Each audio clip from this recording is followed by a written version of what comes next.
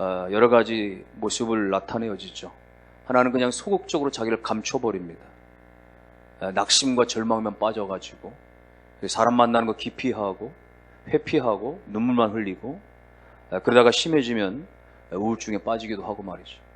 어떤 사람들은 이런 상황적 어려움들에 빠지면 오히려 밖으로 공격적인 태도를 보이기도 합니다. 이건 나 때문이 아니라 누구누구 때문에 일어난 것이요. 그래서 그 사람 때문에 원망이 일어나고 분노가 일어나고 화가 일어나고 화병에 빠지기도 합니다. 여러분, 그러나 우리 이런 소극적인 모습이나 혹은 공격적인 모습이 아니라 어떤 어려움과 곤경에 처하면 그리스도인들은 제3의 방법, 그것은 바로 하나님 앞에 나아가는 것이고 하나님을 찾는 것이고 하나님께 부르시어 기도하는 것입니다. 오늘 시인과 같이 그렇게 내가 깊은 곳에서 주께 부르짖나이다. 여기 깊은 곳이라고 하는 것은 마치 어떻게 보면은 그야말로 깊은 바다 한 그 심연 가운데 빠져 있는 듯한, 요나가 배에서 던져지고 요나가 그렇게 바다에 풍덩 빠져서 큰 물고기 뱃속까지 그렇게 들어가서 말할 수 없는 그 비참함 가운데 처했을 때 그때에 부르짖는, 내가 깊은 곳에서 주께 부르짖나이다. 이럴 수도 저럴 수도 없는 나의 힘으로는 도무지 그 어떤 것도 행할 수가 없는 그 절망의 자리, 그 죽음의 자리. 그러나 여러분, 어떻게 보면 인생은 이와 같은 우리 힘으로는 해결할 수 없는 그 깊은 곳에 처해질 때에 우리 하나님을 제대로 만날 수 있습니다. 우리 힘으로 도무지 해결할 수 없는 그 깊고 깊은 상황에 처했을 때 오늘 우리의 신앙은 진실한 신앙으로, 정말 하나님을 애절하게 찾는 온전한 신앙으로 바뀌어질 가능성이 높습니다. 예수 그리스도를 만나는 자리는 아무 생각 없이 그냥 습관에 따라 왔다 갔다 만나지는 것보다는 오늘 우리가 너무 절박하고 오늘 우리가 너무나 절실하고 그래서 주님 앞에서 정말 낮아진 그 길에 설 때에 우리 예수 그리스도의 온전한 교제를 이룰 수 있게 되어진 것입니다. 그래서 하나님은 종종 우리를 그렇게 깊은 곳까지 끌고 내려가시죠. 거친 광야까지 우리를 끌고 가시죠. 갈 때 너무나 답답하고 너무나 고통스럽지만, 그래서 우리가 하나님을 찾아도 하나님 답변이 없고 기도해도 응답이 없는 것 같고, 그러나 그럼에도 불구하고 우리가 다른 곳으로 갈 수 없는, 하나님 외에는 우리 인생 가운데 더 이상 소망이 없다는 것은 아닐까. 너무나 힘겹고 지치고 외면받는 것 같음에도 불구하고 하나님만이 유일한 그렇게 내가 돌아갈 곳, 그리고 내가 의지할 곳임을 믿기 때문에 우리 여전히 그 자리에서 하나님 앞에 기도하는 것입니다. 여러분, 이와 같은 깊이 있는 깊은 곳에서의 하나님을 향한 외침과 기도와 찬송, 그 절망의 마음, 때로는 정말 참담해진 그 마음, 나락으로 떨어진 마음, 고통에 있는 그 마음을 가지고 주님 앞에 나와 예배할 때 하나님 그 예배를 진정으로 받으시고 하나님께서 그 상한 심령으로, 그 부서진 심령으로, 깨어진 심정으로 주님 앞에 예배할 때, 기도할 때 하나님 진실로 받으시며 영광을 거두시는 것입니다. 그런데 오늘 이 시인이 이렇게 깊은 곳에서 내가 주께 부르짖습니다 라고 할 때 이 깊은 곳은 특별히 회개의 자리에서의 기도예요. 3절과 4절을 보면은 여호와여 주께서 죄악을 지켜보실진대 주여 누가 서리이까. 그러나 사유하심이 주께 있음은 주를 경외하게 하심입니다. 하나님이 죄악을 지켜보신다는 거예요. 그러니까 주님 앞에 회피할 자가 없다는 것이죠. 주님 앞에 당당할 자가 아무도 없다는 거예요. 주님 앞에 고개를 빳빳이 들 자가 아무도 없다는 것입니다. 오늘 그래서 이 시인이 기도하는 것은 하나님 앞에 그 처절한 자신의 그 죄감을 알고서 하나님 앞에 회개하는 것이죠. 그래서 하나님 안에서 용서가 있습니다. 4절에 보니까 그러나 사유하심이 주께 있음은 주를 경외하게 하심입니다. 오늘 우리가 죄 가운데 있었지만 하나님 내 죄악을 지켜보시지만 그러나 하나님 안에 죄의 용서가 있습니다 라는 고백을 하고 있는 거예요. 여러분, 우린 죄를 누구한테 짓습니까? 사람 앞에 짓습니까? 국가 앞에 죄를 짓는 것입니까?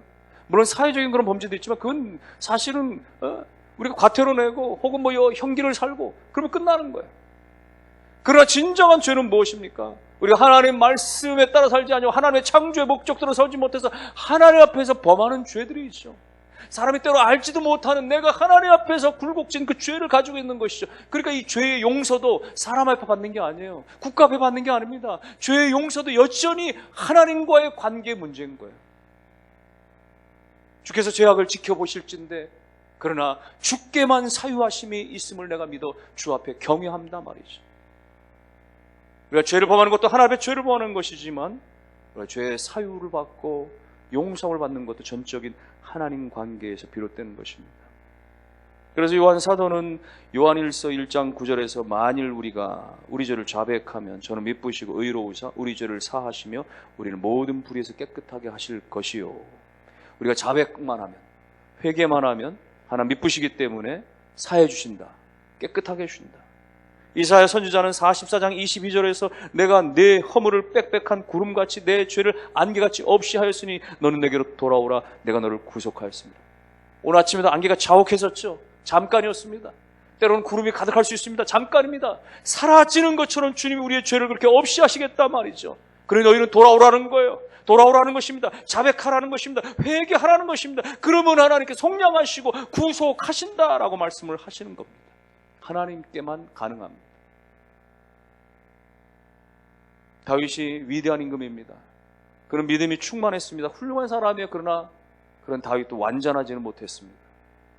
그는 전쟁 중에도 좀 게을렀고 한때 긴장을 늦추고 말아서 부하들이 다 하나 전쟁할 때 낮잠을 즐기다 그만 일어나서 뒤늦게 자신의 충신 중에 하나였던 그 우리야 장군의 아내 바세바를 간음하고 죄를 범하고 그것 때문에 또 우리야 장군까지 적지해서 죽게 만드는 살인도 범하게 되어지죠. 말할 수 없는 죄의 나락에 다윗이 빠져들고 말았어요. 하나님이 나단 선자를 보내서 그의 죄를 정곡이 찌릅니다. 그때 다윗은 하나님 앞에 무릎을 꿇고 내가 여호와 앞에 죄를 범했습니다. 이런 고백을. 내가 여호와 앞에 죄를 범했습니다. 시편에서는 자기 죄를 다윗이 그렇게 고백을 했습니다. 시편 51편 3절 4절에 물은 나는 내 죄과를 아오니 내 죄가 항상 뇌 앞에 있나이다.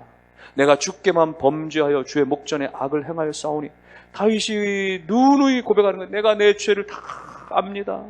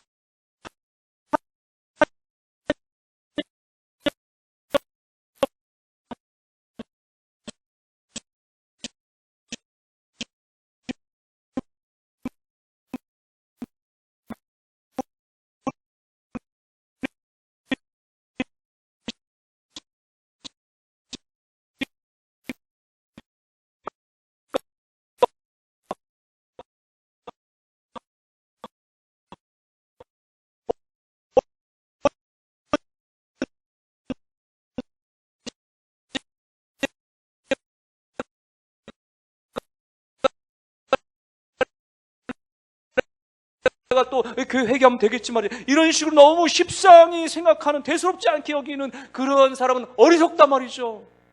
그것이 아니라 우리 하나님 앞에 나올 때마다 정말 우리가 하나님 앞에 두렵고 떨리는 마음으로, 그렇게 하나님을 경외하는 마음으로, 왜 오직 하나님 앞에서만 내가 참 용서와 참 사유와 참 자유를 누릴 수 있기 때문에 말이죠. 우리가 단지 어른들 앞에 가서도 말이죠, 허리를 조아리거나 고개를 숙이는데, 단지 상사 앞에서도 말이죠, 머리를 숙이는데 말이죠, 영원하신 하나님, 우리의 모든 죄를 없애하시는 그 전능하신 하나님 앞에 우리가 어떻게 경외함을 말이죠, 어떻게 그 하나님 앞에 말이죠, 그렇게 우리가 두렵고 떨리는 마음으로 예배하지 않을 수가 있겠습니까? 사람 모든 성도들이요, 오늘 우리 예배할 때마다, 우리가 기도할 때마다 우리가 깊은 곳에서 그야말로 우리의 마음을 만지시는 그 하나님 앞에 나아가서 온전히 부르짖어 회개하고 기도함으로 말미암아 우리의 죄를 다 사유하시는, 용서하시는, 우리를 자유케 하시는 그 은혜의 축복들을 날마다 누리며 살아가실 수 있기를 주의 이름으로 축원합니다. 이 하나님의 임재, 이 하나님의 오심, 이 하나님의 나를 만져주심, 이 하나님의 은혜를요, 우리가 그 어떤 것보다도 좀 사모함이 있어야 돼요. 그 어떤 것보다도 우리가 그 은총을 사모해야 됩니다. 그래서 오늘 시인은 6절에 이렇게 표현했어요. 파수꾼이 아침을 기다림보다 내 영혼이 주를 더 기다리나니. 참으로 파수꾼이 아침을 기다림보다 더합니다. 너무너무 절절한 심정을 얘기하는 것이죠. 예? 파수꾼이 아침을 기다린다라는 것은요, 정말 가장 길고 긴, 정말 가장 간절한 말이죠. 너무 피곤하고 너무 힘들고 너무 고통스럽지만 그러니 포기할 수 없는 말이죠. 아침을 기다려야 해방이 되어지고, 아침이 동이 터와야 그야말로 내 모든 것이 자유케 되어지기 때문에 말이죠. 남자들 옛날에 군대 가면 말이죠, 군대 가서 경계 근무 다 서거든요. 여러 가지 뭐 막사도 지키고, 유병소도 지키고, 아니면 뭐 산등성이 초소도 지키고. 제가 근무했던 부대에서는 말이죠, 산등성이 초소를 지키는데 한 10분 이상 이렇게 언덕으로 올라가야 되죠. 겨울 같은 때는 뭐 내피, 외피, 방화나 방한복 다 착용하고 이렇게 하면 말이죠, 막 몸이 뚱뚱하고 막 걷기도 어렵고, 그거 준비하려면 말이죠, 30분 먼저 일어나야 되고. 그러니까 2시간 경계 근무 쓰려면 한 3시간 왔다 갔다 하려면 말이죠, 잠이 부족하고 말이죠. 그런데 그렇게 갔을 때 그 가장 힘든 시간은 초저녁이 쉽고, 또 좀 잠자다가 중간에 일어났다 다시 와서 자는 것도 쉽고, 근데 마지막 말번이 너무 힘들어요. 가장 그 깊은 새벽에 말이에요, 가장 어두운 시간이기 때문에 가장 춥고 가장 힘든 거예요. 그때 말이죠, 그냥 그 시간 2시간이 너무 안 가는 거죠. 너무 안 가는 거예요. 바스락거리는 소리에도 막 깜짝 놀라면서 그렇게 초집중을 하면서 경계 근무를 쓰는데, 가장 바라는 건 빨리 좀 동이 텄으면 좋겠다, 빨리 좀 해가 떴으면 좋겠다, 빨리 좀 끝났으면 좋겠다 말이죠. 그 마음만 간절한 거거든요. 파수꾼이 아침을 기다린다라고 하는 것은 이제 이 파수가 끝나니까, 이제는 자유가 오니까, 그래서 아침을 가만히 기다리는데 말이에요, 그 기다림보다도 오늘 주님의 임재가, 주님이 내게 오는 것을 학수고대하면서 말이죠, 주님 저에게 오셔야 됩니다, 주님 저를 만나 주셔야 됩니다, 주님 제게 임재해 주셔야 됩니다 말이죠. 이와 같은 간절한 마음인 것이죠. 근데 여러분, 놀라운 것은 우리가 그렇게 주님의 임재를 간절히 사모해야 되고 또 사모하는데, 사실은 먼저 하나님 우리를 그렇게 기다리고 계시다는 사실입니다. 먼저 그 하나님 우리를 그렇게 기다리고 계시다라는 사실이에요. 이 사실에 대해서 이사야 선지자는 이렇게 말씀을 했어요. 이사야서 30장 18절 말씀에, 그러나 여호와께서 기다리시나니, 그러나 여호와께서 기다리시나니 이는 너희에게 은혜를 베풀려 하시며 일어나시리니 이는 너희를 긍휼히 여기려 하심이라. 대저 여호와 정의의 하나님이시라. 그를 기다리는 자마다 복이 있다. 우리가 하나님을 기다리는 것도 복이 있는데, 그런데 하나님이 우리를 먼저 기다려 주신다는 것이, 우리에게 은혜를 베풀어 주시기 위해서, 우리에게 긍휼을 베풀어 주시기 위해서 하나님께서 기다려 주신다는 것, 이게 너무나 놀라운 은혜요 감사인 것입니다. 마치 탕자가 집을 떠나가고 아버지의 가산을 다 가서 허랑방탕한 그 아들임에도 불구하고 날마다 그 아들이 돌아오기를 기다렸던 그 아버지의 심정과 같이 말이죠. 어쩌면 둘째 탕자가 돌아왔을 때에 맏아들은 말이죠, 저놈을 아버지가 때려 눕혀서라도 새 사람 만들었으면 좋겠다 싶었는지 몰라요. 그러나 아버지의 마음은 그것이 아니었습니다. 아들에게 손찌검하기 위해서, 때려 눕히기 위해서 그 아들을 밤새 기다렸던 것이 아니에요. 그 아들이 돌아오기만을 기다렸던 것은, 그 아들이 돌아와서 내가 다시 아들을 삼고, 그 아들을 내가 새롭게 옷을 입히고 목욕을 시키고 금가락지를 끼우고 송아지를 잡아 잔치를 벌여주기 위해서 기다리셨던 아버지거든. 그러니까 그 아버지는 그 기다림에 지쳐 먼 데서 오는 아들도 말이야 한눈에 알아보고 달려가서 끌어안고 냄새가 풀풀 나는 아들임에도 불구하고 그대로 끌어안고 목을 끌어안고 맞아주시는 것이죠. 우리가 너무 죄로 말미암아 더러워지고 우리가 내 자신 너무나 초라해지고 면목이 없고 송구스럽고 정말 하나님의 고개 들 수가 없는 존재임에도 불구하고 하나님은 우리 가운데 그렇게 기다려주시고 우리를 먼저 안아주시고 우리를 끌어안아주신 하나님, 그 하나님이 계시기에 우리가 아버지 앞에 돌아가기를 결심해야 될 것이고 돌아가지 않아서는 안 되는 것이고 반드시 돌아와야 하는 것, 오늘 우리 모두가 날마다 우리의 가정과 우리 자녀들이 그렇게 하나님 아버지께로 돌아오는 귀한 은혜 역사가 있기를 주의 이름으로 축원합니다. 흥미로운 것은요, 오늘 이 130편의 말씀이 1절에서 8절까지가 분위기가 7절, 8절에서 달라집니다. 1절에서 6절까지는 시인이 기도로서 계속 하나님 제가 깊은 곳에 부르짖습니다. 하나님 제가 파수꾼의 아침을 기다린 것보다 더 그렇게 하나님을 기다립니다. 이렇게 기도하다가 7절과 8절에서는 선포로 바뀌어지는 겁니다. 이스라엘아 여호와를 바랄지어다. 바랄지어다. 이제는 마치 백성들을 향해서 선포하듯이 말이죠. 믿음으로 말이죠. 그렇게. 왜 이렇게 바뀌어집니까? 간구하다가 왜 선포로 바뀌어질까요? 그 안에 심령의 변화가 일어났어요. 확신이 일어났습니다. 자신이 그 깊고 깊은 곳에서 하나님을 만나고 하나님을 체험하고 하나님의 임재를 경험했기 때문에, 하나님의 도심을 경험했기 때문에 내들도 이스라엘아, 여러분들도 이스라엘아, 하나님을 바라보십시오. 하나님을 의지하십시오. 하나님께 구하면 하나님께서 어려움에서 건져주십니다. 내가 그걸 체험했습니다 라고 지금 이야기하는 것이죠.